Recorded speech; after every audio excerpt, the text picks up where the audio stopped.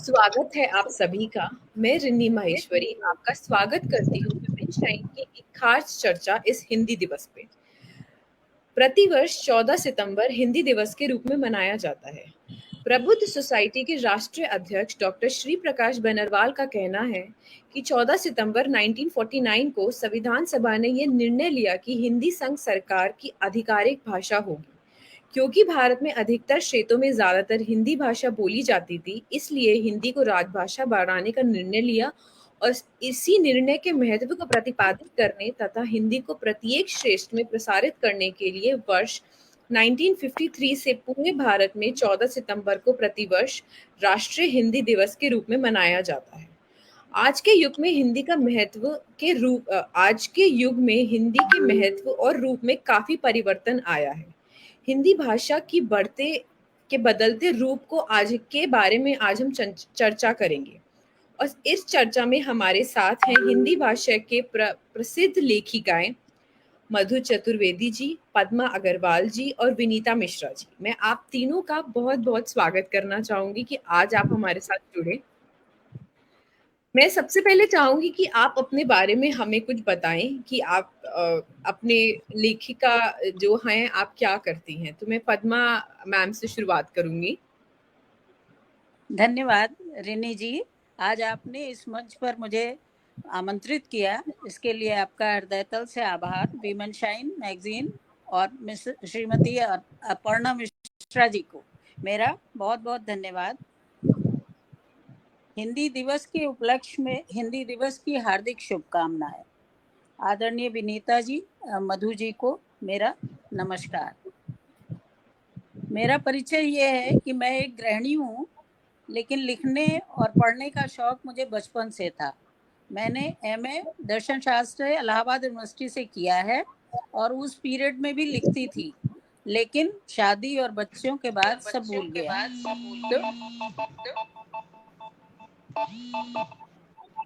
Sorry ma'am, आप continue रखिए। मैं कैसे मोबाइल ऑफ कर सकती हूँ? तो फिर मैंने 10-12 साल पहले लिखना शुरू किया और दिल्ली प्रेस की मैगजीन सरिता, गृह शोभा, गृह लक्ष्मी आदि में मेरे आर्टिकल और कहानियां बराबर प्रकाशित होती रहती हैं। विमेन शाइन मैगजीन में भी अपर्णा जी ने मुझे बहुत अवसर दिया और मेरी कहानियां और लेख बराबर प्रकाशित होते रहते हैं। इसके लिए उनको बहुत बहुत धन्यवाद। ये है मेरा परिचय। Thank you ma'am. Thank you ma'am. Madhu ma'am, अब आप बताइए। सॉरी, अब इसको मैं ऑफ कैसे कर सकती हूँ मालूम नहीं। मैं मधु चतुर्वेदी, डॉक्टर मधु चतुर्वेदी, और हमारा व्यवसाय से हम, क्योंकि एक सैनिक अधिकारी की पत्नी है, तो दो व्यवसाय हमारे पैरेलल चलते रहे समानांतर, अध्यापन और पत्रकारिता।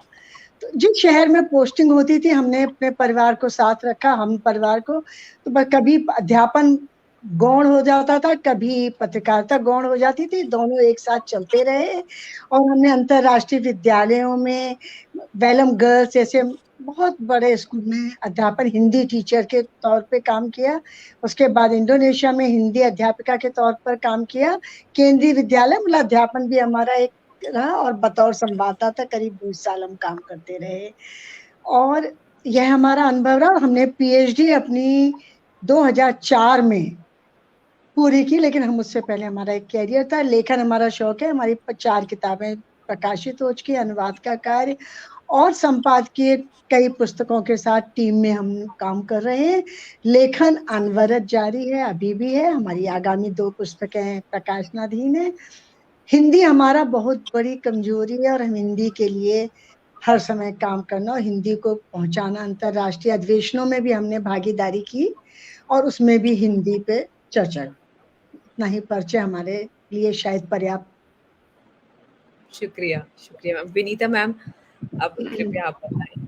सभी को हम प्रणाम करते हैं और मेरा परिचय है कि मैं विज्ञान की छात्रा रही हूँ मूल रूप से, लेकिन पढ़ने पढ़ाने का बहुत चाव रहा, बहुत रुचि रही और अध्यात्म में मेरी बहुत रुचि थी, शायद बचपन से थी। अब जब मैं पीछे मुड़ के देखती तो पढ़ाने के तौर पे मैं समाज सेवा के रूप में बच्चों को घर पे बुलाकर पढ़ाती रही हूँ और स्वयं अध्ययन में लगी रहती थी। धीरे धीरे कविता में मेरी रुचि थी, तो मूल रूप से मैं लेखन में कविताएं लिखती हूँ, कवित्री हूँ, और सामाजिक जागरूकता और आध्यात्मिक लेखों को भी मैं लिखती हूँ। इसके साथ साथ रामचरितमानस के गहन अध्ययन और उसको समझने और फिर हमारे जो आसपास के लोग हैं उनको समझाने का प्रयास मेरा चलता रहता है। बहुत सारी पुस्तकों का संपादन करने में टीम में मैंने अपनी भूमिका निभाई है और मेरे 2 काव्य संग्रह प्रकाशित हो चुके हैं, मन की लय और विश्वामित्र के राम। बहुत सारी पत्र पत्रिकाओं में कविता और लेख छपते रहते हैं। इसके अलावा मैंने अवधी में भी काम करना शुरू किया है, क्योंकि हिंदी की ही बहन जैसे उर्दू और हिंदी बहन है, वैसे ही अवधी भी हिंदी का ही एक बोली है, उसकी शाखा है। तो अवधी में एक अनुवाद का भी हमने अभी काम किया है। इसके अलावा जो भी जागरूकता, हिंदी से प्रेम, सोशल मीडिया पर हिंदी के लिए लोगों में प्रेम पैदा करना और हिंदी में लिखना, इसके लिए बहुत प्रोत्साहित करती हूँ। खासकर सोशल मीडिया पे लोग जिस तरह की हिंदी लिखते हैं कि बात हिंदी में होती है पर लिपि अंग्रेजी की होती है, तो बहुत सारे लोगों को प्रोत्साहित करती हूँ कि आप देवनागरी में लिखिए, और जिनको नहीं आता है उनको मैं सिखाने का प्रयास करती हूँ कि हिंदी लिखनी है तो देवनागरी में लिखिए। बस मेरा बहुत छोटा सा परिचय। बहुत बहुत खूबसूरत। तो आज हम इस चर्चा की शुरुआत करते हैं। सबसे पहला सवाल मेरा विनीता जी आपसे ही है। आपको क्या लगता है हिंदी भाषा के रूप आजादी से अब तक किस प्रकार से परिवर्तित हुआ है और उसमें क्या बदलाव आए हैं? देखिए रिनी जी, भाषा चाहे हिंदी हो या कोई भी हो, वो भी एक यात्रा करती है समय के साथ। जिस तरह अगर हम एक फैशन शब्द ले लें, चलन, जिसके लिए चलन सही शब्द होगा, तो वो भी यात्रा करती रहती है और चलन के साथ अपना रूप परिवर्तित करती है, ढलती जाती है। तो अगर आजादी से पहले की बात हम करें तो हिंदी की अलग अलग जो शाखाएं थी वो अलग अलग क्षेत्रों में बोली जाती थी। उत्तर भारत के अधिकतर क्षेत्र में हिंदी बोली जाती थी, पर सबका रूप अलग था। कहीं उसे ब्रज भाषा, कहीं बुंदेलखंडी, कहीं खड़ी बोली, तो कहीं अवधी, तो कहीं मारवाड़ी, मेवाड़ी, इस तरह हरियाणवी, इस तरह के उसके अलग रूप थे। तो एक हिंदी क्या है, इसका कोई स्वरूप आजादी के पहले नहीं था। तो कालखंड के साथ हिंदी ने भी अपना स्वरूप बदला। जब आजादी आई तो फिर हिंदी को राजभाषा, राष्ट्रभाषा या मातृभाषा के रूप में जब स्थापित करने की बारी आई, तो फिर खड़ी बोली हिंदी को एक हिंदी का रूप प्रदान किया गया। उसके पहले हिंदी अगर हम कहें तो 300-400 वर्ष से पुराना हिंदी का इतिहास, जो हिंदी हम आज बोलते हैं, वो 300-400 वर्ष से पुराना इतिहास नहीं मिलता है। चंद्र बरदाई की कुछ रचनाएं हैं जो लिखित रूप में हिंदी की हमको प्राप्त होती हैं। तो आजादी से पहले की जो हिंदी थी, काफी पहले की, वो संस्कृत निष्ठ हिंदी थी। हिंदी पे हमेशा एक मूल भाषा का प्रभाव हमेशा रहा है। तो पहले संस्कृत निष्ठ हिंदी थी। आजादी के थोड़ा पहले अगर हम जाते हैं तो उसमें उर्दू, फारसी, अरबी के शब्दों का बहुत समावेश होता है। और अगर हम पहली एक पुस्तक का नाम याद करते हैं तो चंद्रकांता संतति ने हिंदी को बहुत प्रतिष्ठा दिलाई थी, जिसको पढ़ने के लिए लोगों ने हिंदी सीखी थी। तो पॉपुलर करने में, प्रचलन हिंदी का बढ़ाने में चंद्रकांता संतति का बहुत बड़ा हाथ था।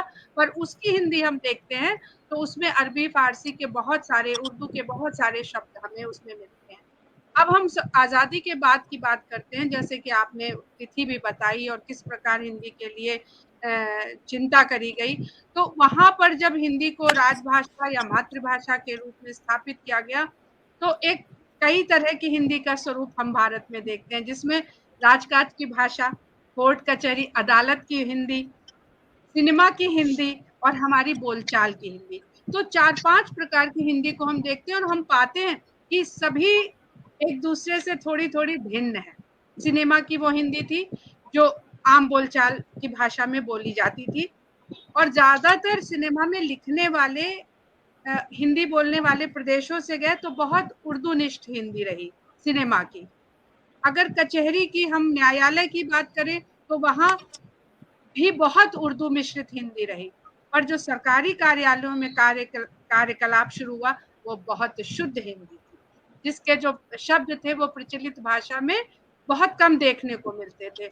और आम बोलचाल की जो हिंदी थी जनसाधारण की, वहां पर अपने क्षेत्र का हमेशा प्रभाव हमें मिलता रहा है।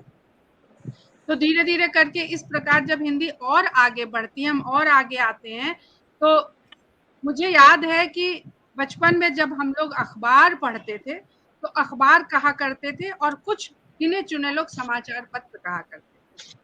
धीरे धीरे अखबार और समाचार पत्र दोनों विलुप्त हो गए और अब हम हिंदी का अखबार पढ़ते हैं, पर हम कहते न्यूज़पेपर। तो इस तरह अंग्रेजी का उसमें समावेश होने लगा।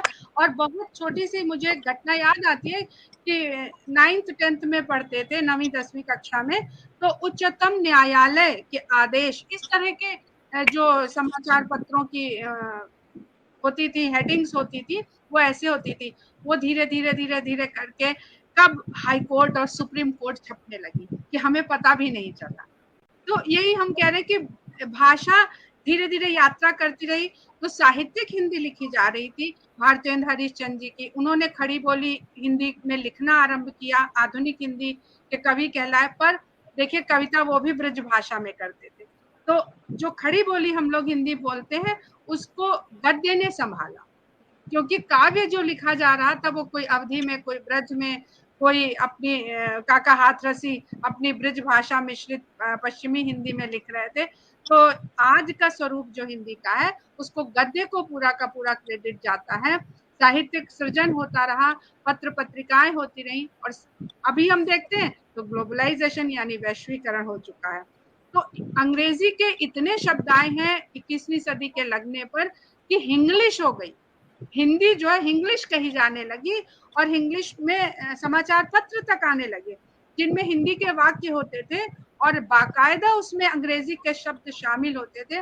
वो उतना सफल नहीं रहे वो अखबार, लेकिन अभी भी आज का जब हम समाचार पत्र उठाते हैं तो उसमें हिंदी में अंग्रेजी के शब्द लिखे हुए होते हैं। बिल्कुल मेरा ये मानना है कि हमारे पास हिंदी का शब्दकोश बहुत विस्तृत है।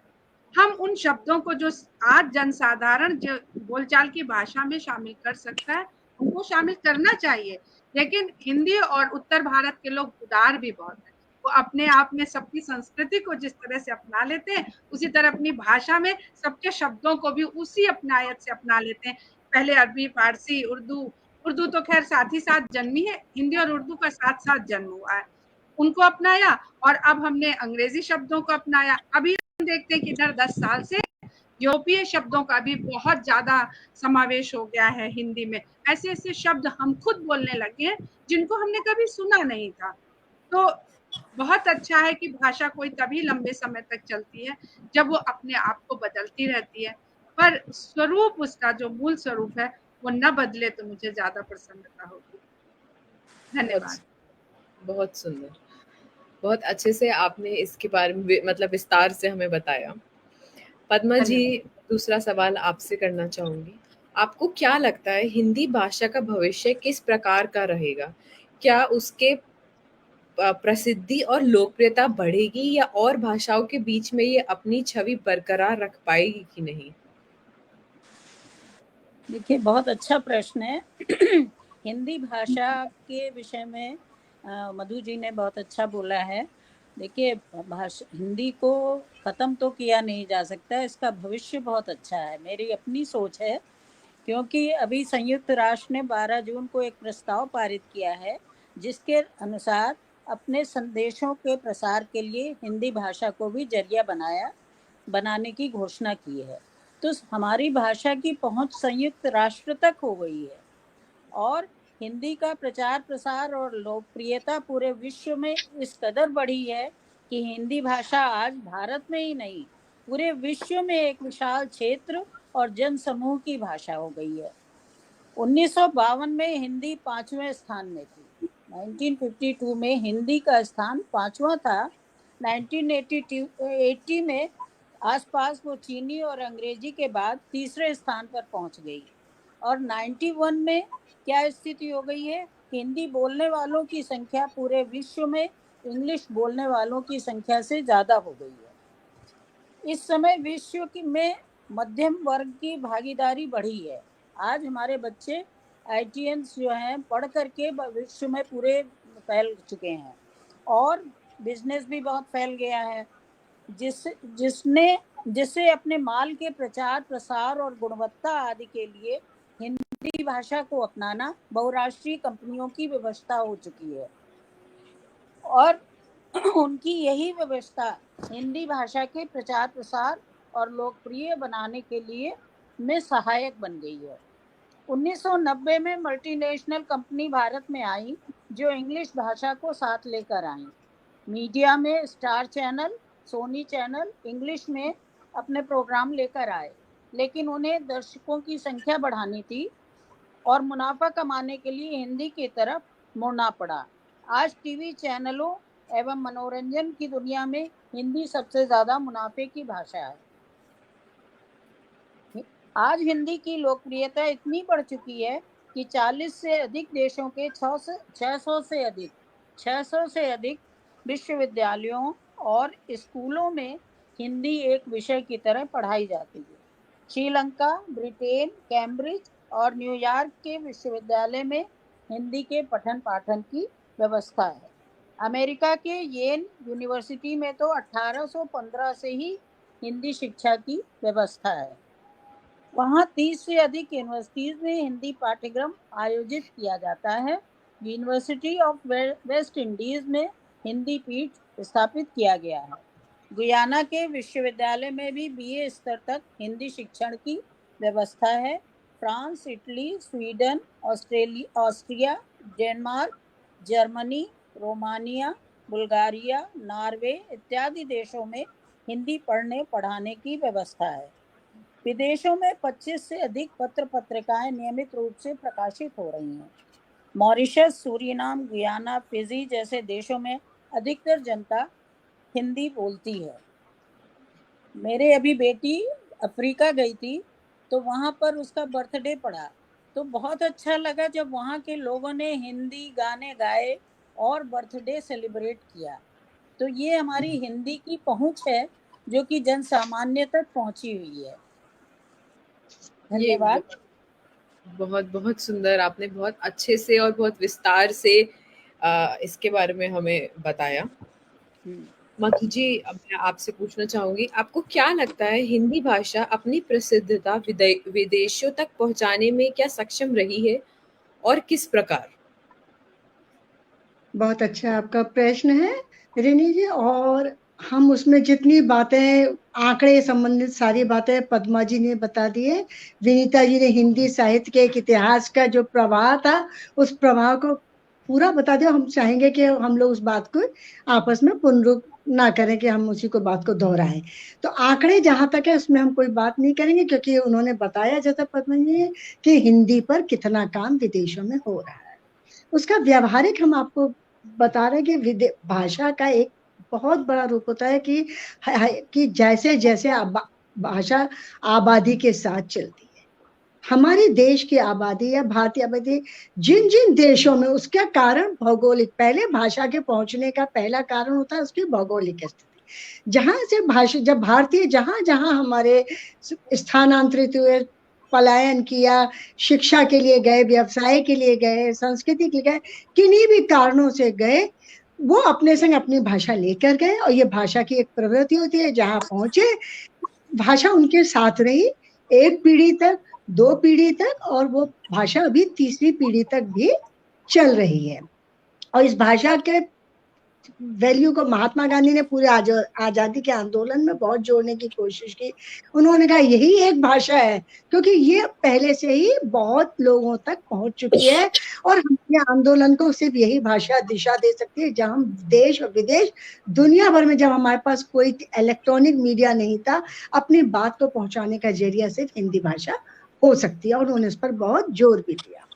भाषा अपने उस पहुंचने के साथ साथ 2 रीजन रहे कि सरकारी योजनाएं भी आई, जैसा उन्होंने कहा ICCR, हम इंडोनेशिया में भी रहे और हम श्रीलंका में भी रहे, और वहां पे ICCR के ऑफिस थे, और वहां पर हिंदी के विकास के लिए सरकारी योजनाएं बहुत हैं, और उसमें हिंदी के रेगुलर क्लासेस चलते हैं। जितने भारतीय परिवार हैं उनको लगता है कि हमारे बच्चे कहीं हिंदी से अलग ना हो जाए, वो अपने बच्चों को शाम को वहाँ हिंदी क्लासेस, और वो क्लासेस पूरे कोर्स हैं, वो कोर्स बने हुए हैं, उनको उसकी परीक्षाएं पास करनी होती है। और उन राष्ट्र के, अगर इंडोनेशिया, यहाँ पर सिंगली किसी भी भाषा के लोग हैं जिसे भी हिंदी सीखने का होता है, उनके लिए वहाँ पे अलग कोर्स हैं, उसके लिए छात्रवृत्तियां हैं।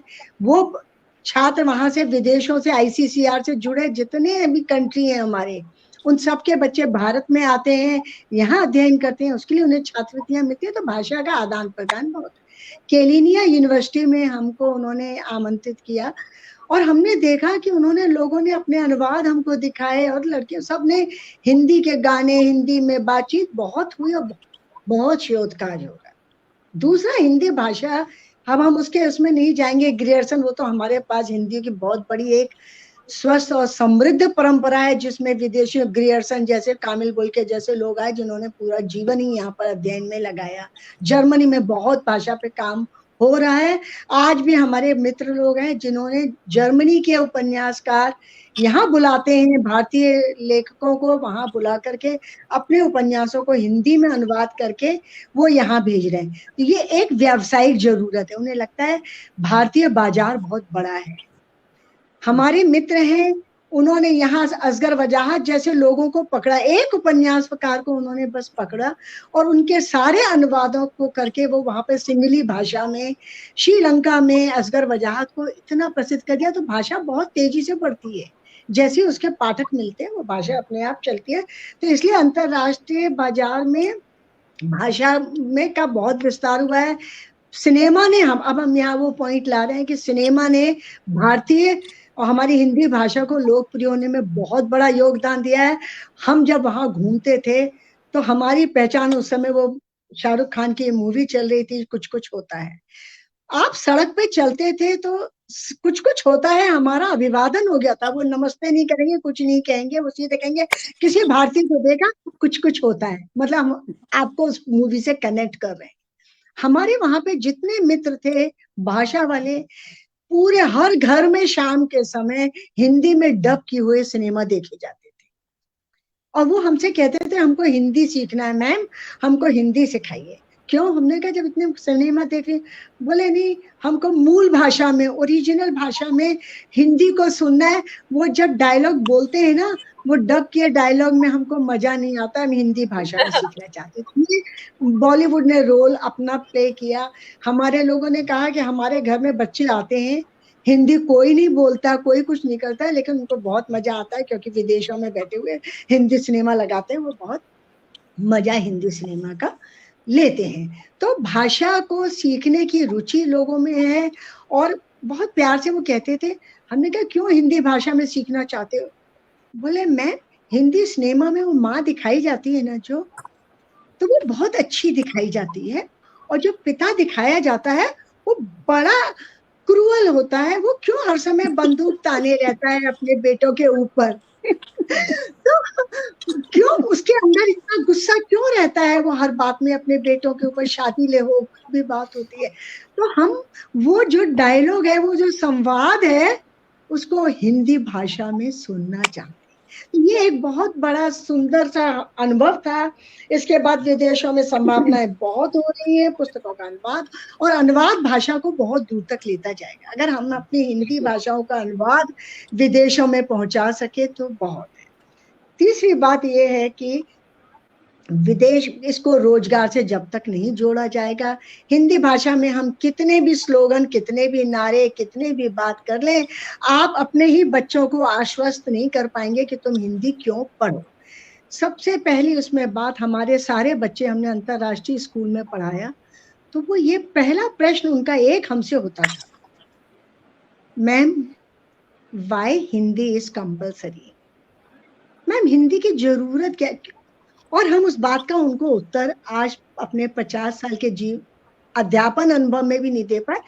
हमें भी सही में लगता है कि बिना हिंदी के हम अपने ही देश में कितने आराम से बैठे हैं। हम बेंगलोर जाएं तो हमें दिक्कत हो जाएगी कि हमें हिंदी नहीं आती, हम किसी दूसरे प्रांत में चले जाएं तो हमें दिक्कत आएगी कि हमें हिंदी, वो हमें इंग्लिश नहीं आती, लेकिन हम अपने ही देश में बिना हिंदी के आपस में बहुत अच्छे रिश्ते बना रहे हैं अपने बच्चों के साथ। तो वो कहते हैं हिंदी पढ़ाना, हमें लगा हम उनके जवाब नहीं दे पा रहे हैं कि हिंदी क्यों जरूरी है, कि तो हमने उसकी हिंदी को भाषा से नहीं जोड़ा कि नहीं, हिंदी के अलावा दूसरी भाषा हमने उन्हें विकल्प दे दिया, पहली बात।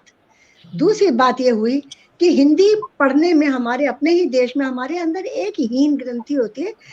हमने उन बच्चों से पूछा कि जब तुम फ्रेंच सीखते हो तो तुम्हें क्यों इतनी गर्व की भावना आती है, क्योंकि तुम्हें लगता है कि तुम कहीं फ्रांस के लोग हैं। जब तुम फ्रांस में जाओगे तो वहां का जो भी मोची धोबी कोली कुली हर व्यक्ति जो लेबर है वो भी तो फ्रेंच ही बोलेगा ना। लेकिन हिंदी यहाँ पर तुम जब हिंदी बोलते ही तुम्हें ऐसा लगता है हिंदी बोलते ही हम अपने नीचे के एक तबके के साथ जुड़ जाते हैं। तो हमारा अभिजात्य जो हमारे अंदर की संस्कृति है वो हमें उनसे जोड़ने से रोकने के लिए हमें लगता है जब हम अंग्रेजी में बात करते हैं तो हम उससे नहीं जुड़। ये एक बहुत बड़े कारण है कि भाषा बहुत पहले आंकड़े उन्होंने दे दिए पद्मा जी ने, लेकिन व्यावसायिक जरूरतों ने हिंदी को विदेशों में बहुत पहुंचाया है, और वहां बैठे हुए जो भारतीय हैं अपनी संस्कृति को बचाने के उनके प्रयासों ने हिंदी को विदेशों में बहुत बचाया है। बहुत सुंदर, बहुत ही ज्यादा अच्छा। आप तीनों ने इतने अच्छे से सब कुछ एक्सप्लेन किया कि अगर शायद किसी को थोड़ा बहुत भी ज्ञान होगा तो उसके ज्ञान में आज बहुत विस्तार हो गया होगा। तो अभिनीता मैम, मैं आपसे पूछना चाहूंगी, सोशल मीडिया एक ऐसा जरिया है जहां पर हर कोई अपनी राय विचार पेश कर सकता है और करता भी है, लेकिन हम ज्यादातर देखते हैं कि विचारों का आदान प्रदान सोशल मीडिया पर अंग्रेजी में ज्यादा होता है। इसका क्या कारण? ये सोशल मीडिया से संबंधित जो आपने प्रश्न पूछा ये बहुत महत्वपूर्ण है और ज़रूरी भी है, क्योंकि आज हमने कागज़ कलम पे लिखना छोड़ दिया है। हम कीबोर्ड का इस्तेमाल करते हैं और स्क्रीन पर लिखते हैं। जिनको लैपटॉप कंप्यूटर नहीं भी चलाना आता है वो मोबाइल में इस सुविधा को बड़े आराम से उठाते हैं। तो सबसे पहला जो लोग देवनागरी में हिंदी को नहीं लिखते हैं, सबसे पहला मुख्य कारण है कि जो हमारा कीबोर्ड है उसमें अंग्रेजी के अक्षर, जिन्हें हम अल्फाबेट्स कहते हैं, वो हैं। बीच में एक समय के लिए हिंदी के भी अक्षर आए थे जिनको टाइप करना बहुत मुश्किल था। फिर उसी बीच हिंदी गूगल आ गया। जब हम हिंदी के वर्णमाला आई उसमें हमें मात्राएं लगानी पड़ती थी। हम तब भी कोशिश करते थे, और मधु जी के पास इसके बहुत अच्छे अनुभव हैं। जब इन्होंने विदेशों में अपने कार्य को कंप्यूटर में उसको ढाला था, बहुत इन्होंने कठिन तपस्या जैसा श्रम किया था उसमें।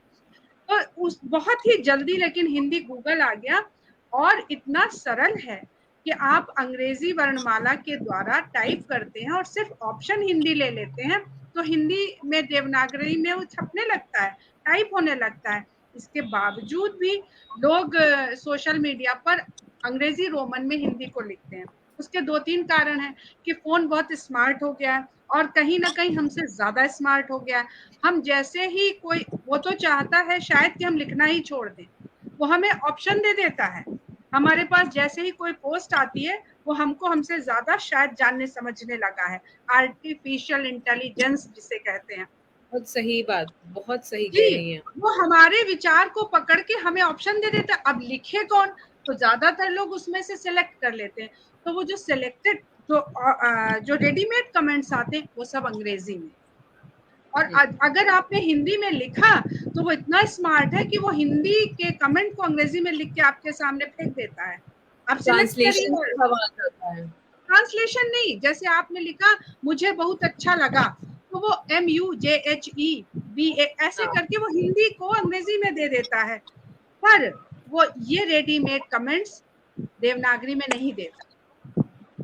अच्छा, अब हमारे पास वक्त नहीं है, क्योंकि हम उसमें व्हाट्सएप भी कर रहे हैं, फेसबुक भी कर रहे हैं, गूगल भी कर रहे हैं।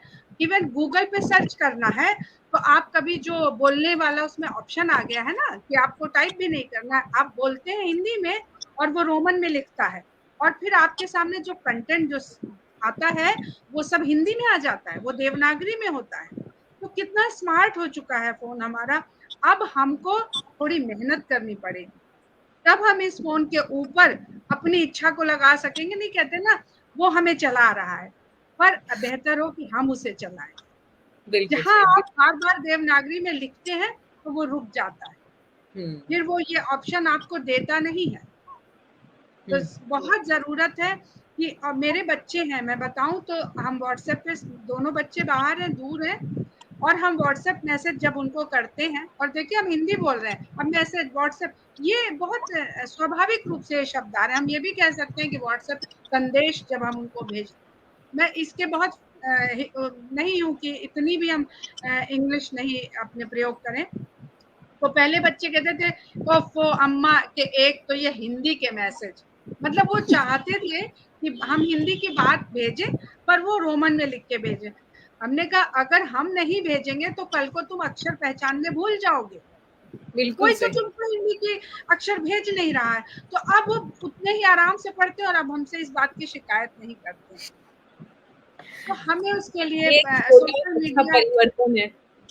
जी, तो सोशल मीडिया अंग्रेजी में आसान उपलब्धता है, और हम जो मनुष्य है वो स्वभाव से आलसी है, तो वो करना नहीं चाहता है। हम सुबह योग करना हो, हमें भ्रमण पे जाना हो, हमें बिस्तर अच्छा लगता है, सोते हैं, कौन उठे, तो हमें थोड़ी मेहनत करनी पड़ेगी। और बहुत सुंदर जो मधु जी ने बात कही, बहुत अच्छा लगता है जब हम विदेश जाते हैं, दुबई जाइए, कुवैत जाइए, यूरोप जाइए, आपको हिंदी बोलने वाले मिलते हैं।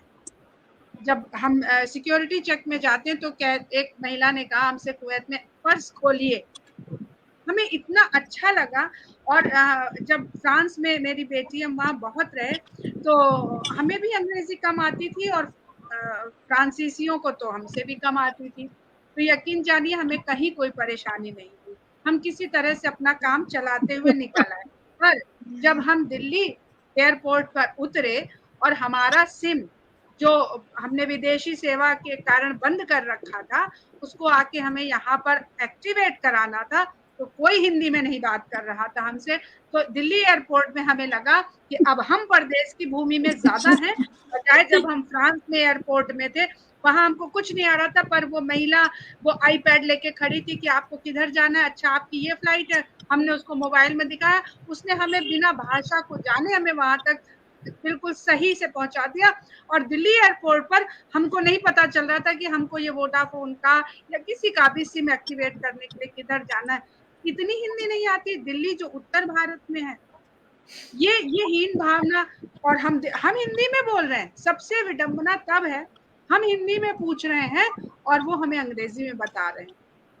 तो सोशल मीडिया का भी रोल है और हमारा भी रोल है कि अंग्रेजी आगे आगे बढ़ रही। खाली सोशल मीडिया को दोष देने से हम अपने इस जो हमारे जो जिम्मेदारी है उससे अपने आप को मुक्त नहीं कर सकते। बिल्कुल, बिल्कुल सही कहा आपने। बहुत बहुत अच्छे से आपने बताया। पद्मा जी, मैं आपसे जानना चाहूँगी, हिंदी साहित्य जो एक ज्ञान का भंडार है, आपको क्या लगता है उसके प्रसिद्धि कम हुई है क्योंकि युवा अंग्रेजी माध्यम की किताबें या लेख ही ज़्यादा पढ़ना पसंद करता है? कुछ उपाय भी सुझाइए जिससे हम हिंदी साहित्य की लोकप्रियता में बढ़ावा कर सकते हैं। आप बिल्कुल सही कह रही हैं। ये स्थिति इस समय बनी हुई है कि आज का युवा जो है हिंदी नहीं पढ़ना चाहता है, क्योंकि उसके दोषी हम हैं, क्योंकि हमने इंग्लिश स्कूल में पढ़ाया है बच्चों को और हिंदी से दूर कर दिया है। घर में इंग्लिश की ही मैगजीन्स होंगी, इंग्लिश की ही बुक होंगी, बच्चों के लिए हिंदी का कोई मैगजीन नहीं आएगी।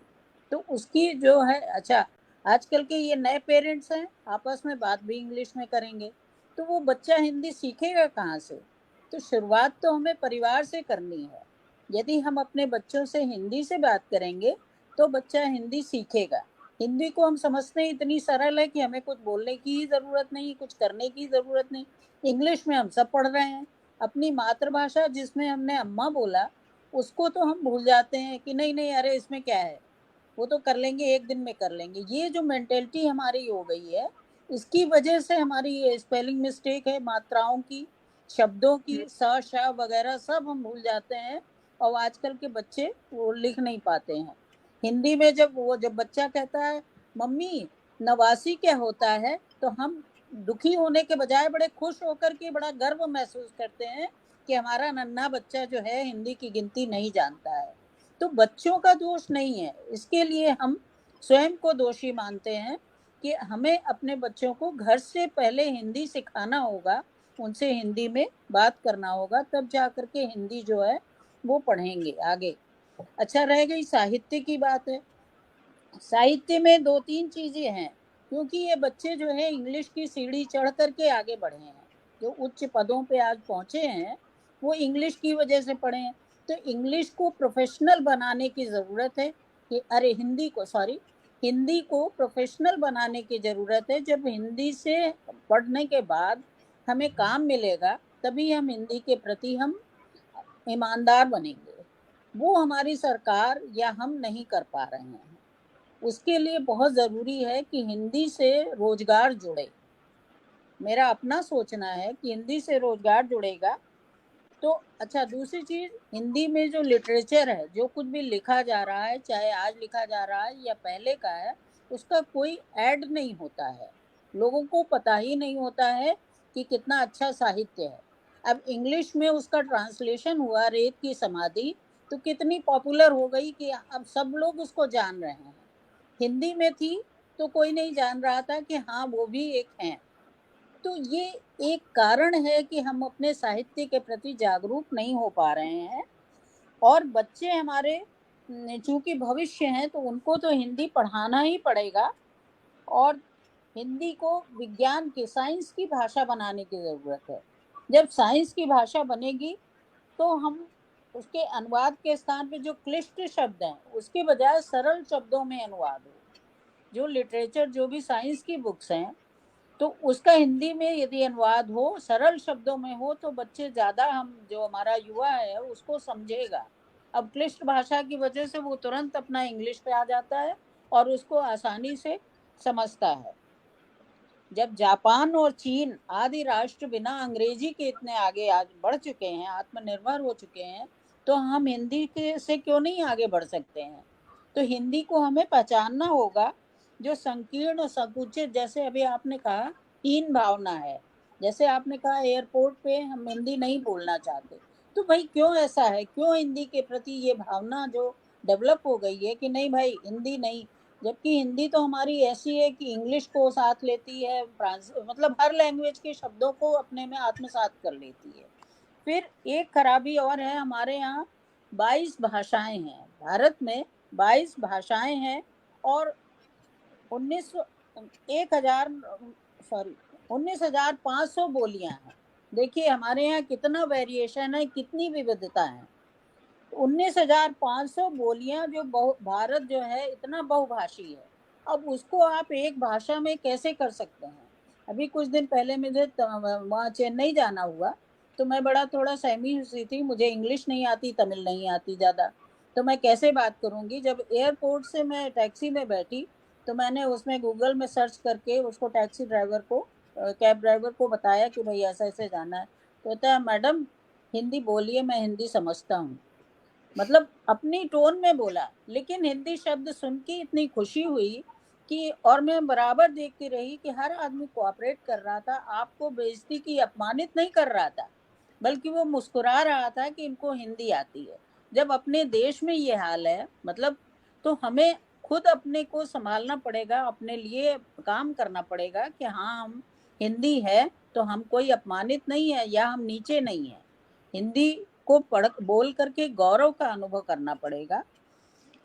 और देश को यदि हम विकसित अर्थव्यवस्था महाशक्ति बनाना है तो हिंदी में शिक्षा, ज्ञान, कौशल, व्यापार, मीडिया और बाजार की भाषा बनानी है, तभी जाकर के हिंदी आगे बढ़ सकती है। इंटरनेट पे इस समय हिंदी के 15 से ज़्यादा सर्च इंजन मौजूद हैं। इंटरनेट पर हिंदी भाषा के बढ़ते कदम से भविष्य के प्रति आशा की झलक दिखाई पड़ती है। धन्यवाद। Thank you so much ma'am. बस मेरा अब आखिरी सवाल है मधु मैम से कि हिंदी की लोकप्रियता और जन साधारण में उपयोगिता बढ़ाने के लिए आप क्या उपाय या सुझाव देना चाहेंगी जो कि हर जना यूज कर सकेगा? बहुत अच्छा रेनी, एक तो बातचीत का बड़ा अच्छा है कि हम लोग को कोई भी बात, जहाँ विनीता जी ने सोशल मीडिया की सारी समस्याएं बता दी, तकनीकी बता दिया, और पद्मा जी ने पूरी बात बताया कि इसमें, और हम बस उन्हीं की बात को पकड़ते हुए एक ही बात कहना चाहते हैं कि लोकप्रियता व्यावसायिकता से फिर भी जुड़ी रहेगी। पहले हम उसे व्यावसायिक बनाना पड़ेगा, उसके लिए अनुवाद का बाजार बहुत तेजी से बढ़ रहा है, और हम अपने बच्चों को, जब हम उनकी हिंदी मजबूत करना चाहते हैं, तो हम अपने हर बच्चे को हिंदी के साथ में एक दूसरी भाषा मजबूत जरूर सिखाएं, चाहे वो क्षेत्रीय भाषा हो या वो अंतरराष्ट्रीय भाषा हो। किसी न एक भाषा में उस बच्चे में अगर हम उसकी स्किल दे देंगे, उसकी क्षमता दे देंगे, तो अनुवाद में उसका कैरियर सुरक्षित हो सकता है, सुनिश्चित हो सकता है, लेकिन उसके लिए एक दूसरी भाषा आना जरूरी है। तो वो हम शुरू से ही अपने जो हिंदी के साथ बात करते समय जो त्रिभाषा फॉर्मूला था या दो भाषा, कि हम अपने बच्चों को एक विदेशी भाषा में, एक क्षेत्रीय भाषा में दें, और उसके बाद वो अपने रुचि को देखें, तो अनुवाद उन्हें बहुत जगह तक पहुंचेगा, दूसरे की लोग तक। अब आप बात होती है कि इसके कि पहले व्यवसाय, मृदुला गर्ग जी हमारी गवर्नर भी रही और उपन्यासकार भी हैं। बहुत अच्छी बात उन्होंने, हम लोग ने एक अंतरराष्ट्रीय कॉन्फ्रेंस में थी, तो उन्होंने बहुत अच्छी बात उन्होंने हिंदी और इंग्लिश दोनों में बोली थी, और उसका ये था कि Hindi needs to be made language that touches the heart and feed the stomach. कितनी बड़ी बात है कि भाषा दिल को तो छुए लेकिन पेट तक पहुंचे, खाली दिल से पेट नहीं भरेगा। तो ये दोनों चीजों को जब हम लेके भाषा, हम आपको बहुत व्यवहारिक बातें करें, क्योंकि सैद्धांतिक और आंकड़े सब बहुत पद्मा जी ने बहुत अच्छी तरह दे दिए। तकनीकी वाली जो दिक्कतें हैं वो उन्होंने बताया हमें, क्योंकि वो और 30 साल पहले जरूरत पड़ी जब हिंदी तकनीकी बिल्कुल जीरो पर थी, और जब विदेश में हमारे पास एक फॉन्ट था शूशा, एक कीबोर्ड को टाइप करने के लिए उसमें हमें 4 कीबोर्ड दबाने पड़ते थे, तब सा बनेगा एक। और उसमें मतलब हम पेपर बनाना, सारे बनाना वहां पे, क्योंकि आप विदेश में होते हैं तो बाहर की हिंदी की कोई मदद नहीं मिलती। आप अपना पेपर टाइप करिए, आप प्रिंट करिए, आप करिए, आप पूरी अपने आप में इंस्टीट्यूट होते हैं। और उसके बाद हम बहुत होशियारी में इन भारत आए, और तब तक एक नया सॉफ्टवेयर आ चुका था, तो उन्होंने कहा ये ले जाइए आप, और ये सुशा के ज्यादा बेटर वर्जन है, इसमें आपको आसानी होगी। हम उसको लेके विदेश चले गए, और हमने जब उसको, अब हमने अपनी समझ में तकनीकी जानकारी कमी थी या हमारी जो भी था, हमने कहा एक ही हमारे पास थी सीडी, हमने अपने 3 हिंदी टीचर थे, हमने कहा तुम लोग सभी अपने अपने कंप्यूटर पे इसे डाउनलोड कर लो। हमने भी डाउनलोड कर दिया, और सीडी हमने दूसरे। अब हम उसमें कुछ भी चीज टाइप करते थे, हम पेपर पूरा टाइप करके जाए, और शाम को जब आके पेपर उसमें बैठे कंप्यूटर में, तो डिलीट, कुछ भी नहीं है। हम सोचे हमसे गलती होगी, हम सेव करना भूल गए, फिर हम पूरा दोबारा टाइप करें। ऐसा करीब 8 बार होता रहा, और हमारे प्रिंसिपल जब वो राउंड लेते थे, देखते थे सब बैडमिंटन खेल खाल के, हम अकेले, मधु है जो अपने कंप्यूटर रूम में बैठे हुए अपना काम, बोले मधु हिंदी में लिख के दे दो, हिंदी के सॉफ्टवेयर की। ये जवाब उनका भी बेचारे का होता था। हिंदी की कमियों को हम तकनीकी समझते हैं, हम हिंदी में आपका हाथ का पेपर ही एक्सेप्ट करने का नहीं। हम बच्चों के मन में ये हीन भावना नहीं लाने चाहते कि वो हिंदी को हीन दृष्टि से देखें। सब पेपर उन्हें टाइप करे हुए अच्छे मिलते हैं, फिर एक हाथ का लिखा टीचर का पेपर आया हिंदी, तो हिंदी एकदम अलग हो जाती है। हिंदी को सम्मान मिलेगा तभी जब हिंदी की भाषा में पुष्टता है। तो हमने वो पेपर कम से कम 12 बार टाइप किया। फिर हमने एक दिन अपने कंप्यूटर टीचर से कहा कि वो बोली मेरे पास आके आप बैठिए और मैं चेक करती हूँ। न्योनिया बोलते थे क्या प्रॉब्लम है, और उन्होंने फटाफट उसमें कंप्यूटर में डाला। उन्होंने कहा मैम ये सॉफ्टवेयर बहुत, आपकी गलती नहीं है, सॉफ्टवेयर मैच्योर नहीं है, आप सेव करके जाते हो, वो सीडी एक ही सॉफ्टवेयर में आपको लगानी पड़ेगी और उसी पर टाइप करना पड़ेगा, सॉफ्टवेयर को ही डायरेक्ट टाइप करना पड़ेगा, आप इसे डाउनलोड नहीं कर सकते। समस्या का हल हुआ, फिर हमने टाइप किया। तो ये हमारी बड़ी इनिशियल समस्या है। अब लोकप्रियता पर हम बात करते हैं। हम आपको बता रहे हैं, हम आज तक इस बात की लड़ाई सबसे लड़ रहे हैं।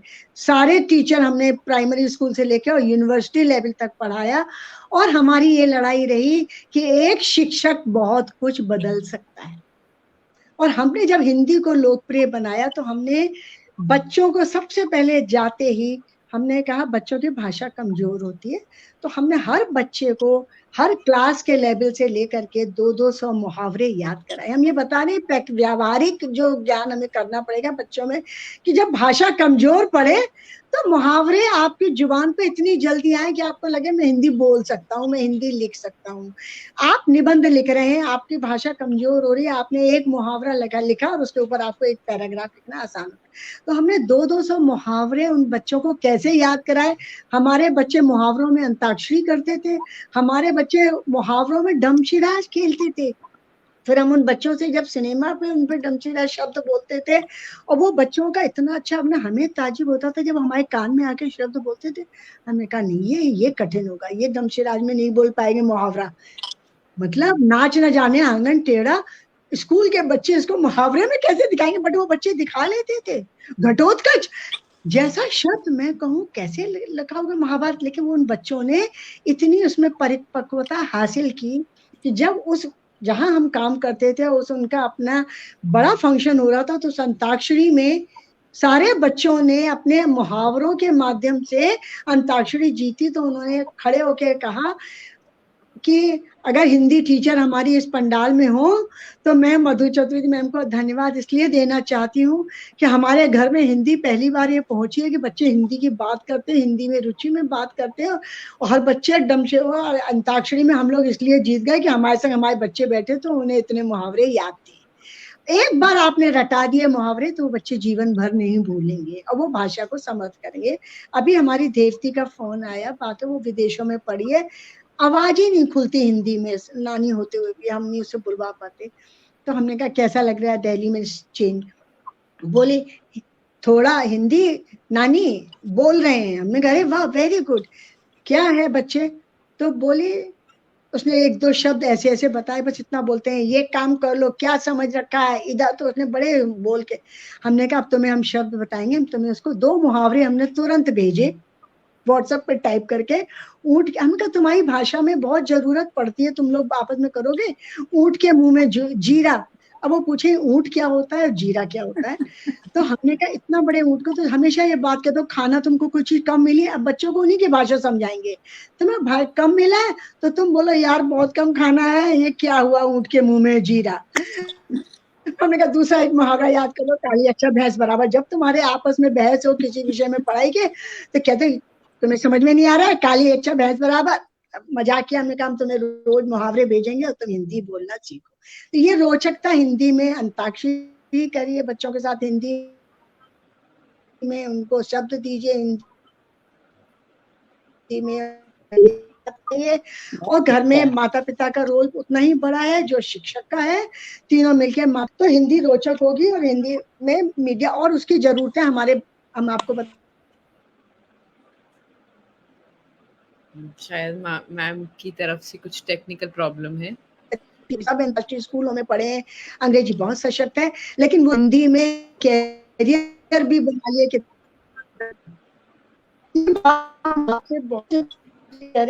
जन साधारण की दिक्कत है। आज जीपी आते हैं बेचारों को, जब जीपीएस ऑपरेट करना होता है तो उनको इंग्लिश, तो उनके अंदर वो चाहे 12th पास है उसे हीन भावना आती है कि उसे इंग्लिश नहीं आती बिल्कुल।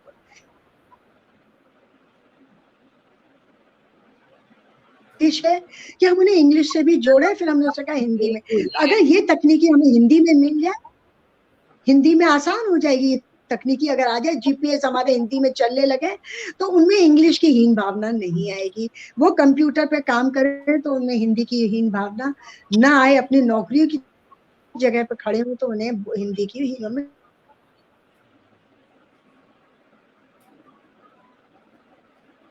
बहुत सम्मान के साथ प्रणाम, गुड मॉर्निंग प्रणाम। तो ये इस तरह से, लेकिन उनको अंग्रेजी भी सिखाना जरूरी हो जाता है क्योंकि वो उनकी व्यावसायिक जरूरत है। हमने बेंगलोर में जो ड्राइवर हमें भी मिला और उसने एकदम जैसे हमसे हिंदी में बात की,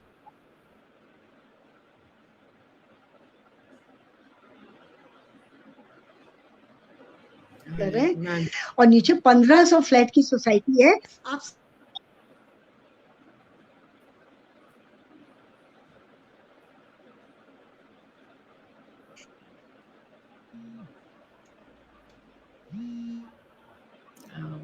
की तरफ से काफ़ी प्रॉब्लम हो रही है। तो मैं ये एक बहुत ही अच्छा डिस्कशन रहा, बहुत ही अच्छे विचारों का यहाँ पे आदान-प्रदान हुआ। आप तीनों ने ही अपने एक्सपीरियंसेस से हमें और सभी को बहुत ज़्यादा जागरूक किया, बहुत चीज़ों के बारे में बताया जो हम शायद नहीं जानते। तो मैं शुक्रिया करना चाहूँगी आप तीनों का आज जुड़ने के लिए और अपने विचारों को पेश करने के लिए। विमेन शाइन आपका दिल से आभार व्यक्त करता है। मेरा एक प्रश्न है आपसे। हाँ जी, बिल्कुल। जो आपने आज का जो पोस्टर बनाया था आज के कार्यक्रम के लिए, वो विशुद्ध अंग्रेजी में क्यों बनाया था? मुझे पता था मेरे जो डिजाइनर टीम है आप हम लोग से मदद ले सकते थे। हाँ, मैं आगे से हम लोगों ने इतने सवालों के आज जवाब दिए हैं उस पोस्टर। मुझे भी ये बात खटकी थी कि ये हिंदी हाँ। में आना चाहिए था, इंग्लिश में देख करके मुझे भी लगा था। नहीं मैम, आपकी बात बिल्कुल सही है। मैंने उनको बोला था, तो उन्होंने जो डिजाइनर टीम है उन्होंने बोला कि उनको हिंदी उतने अच्छे से आती नहीं है कि वो कंटेंट हम लोग ले सकते थे, पर हमने उसका जवाब ये दिया था कि ताकि इसको वो लोग भी पढ़ सके जिनको हिंदी पढ़नी नहीं आती है। बिल्कुल हम चाहते थे कि हिंदी और नॉन हिंदी दोनों यहाँ पे जुड़े। हमने ये जवाब दिया लोगों को। ये सबसे सही जवाब है। वैसे विमेन शाइन इंग्लिश मैगजीन है, हिंदी का तो एक सेगमेंट निकालते हैं थोड़ा सा, मैगजीन तो इनकी इंग्लिश है, लेकिन फिर भी इसके लिए हिंदी ही बनना चाहिए था।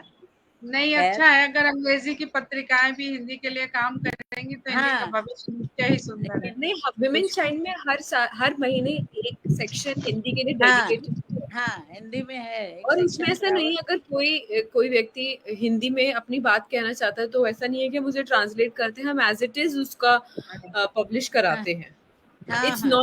It's a bilingual magazine. अगर ये पोस्टर आइंदा के लिए कह रहे हैं तो आप भेज दीजिए, सभी लोग यहाँ पर उसको अनुवाद कर देंगे और हिंदी अंग्रेजी दोनों छाप दीजिए। हाँ, ये हम एक सजेशन दे सकते हैं। जी बिल्कुल, हम आगे से इस बात का ख्याल रखेंगे।